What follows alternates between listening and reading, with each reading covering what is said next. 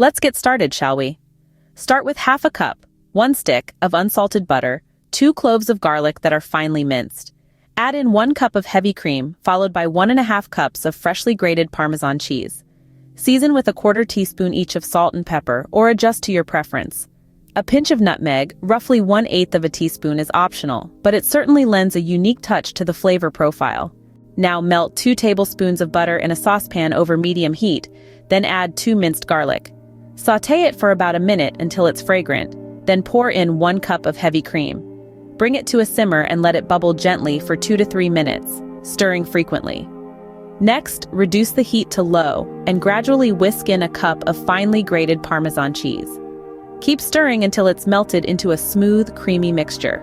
Add a pinch of salt, a dash of pepper, and that pinch of nutmeg for seasoning, then remove it from the heat. Now we move on to the lasagna. Begin by preheating your oven to 350 degrees. In a 13 by 9-inch baking dish, spread a thin layer, about 1 cup of Alfredo sauce. Lay 3 to 4 lasagna noodles over the sauce, enough to comfortably cover the dish. Spread half of the shredded chicken evenly over the noodles, then dollop half of the ricotta cheese.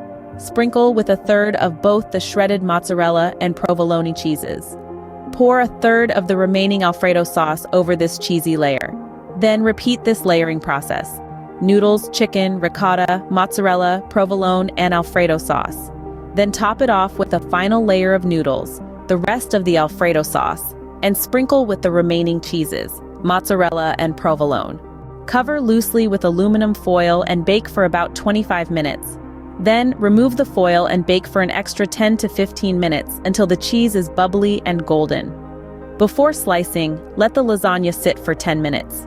Garnish with a handful of fresh parsley if you'd like. Remember, for extra creaminess and flavor, mix 1 egg and 1/4 cup of freshly chopped parsley into 2 cups of the ricotta cheese before layering. Also, keep the Alfredo sauce slightly thinner than usual as it will thicken in the oven. And if you want to incorporate vegetables, 1 cup of spinach or half a cup of sliced mushrooms make great additions to this recipe. Stay tuned for more delicious recipes from Magnolia Moon.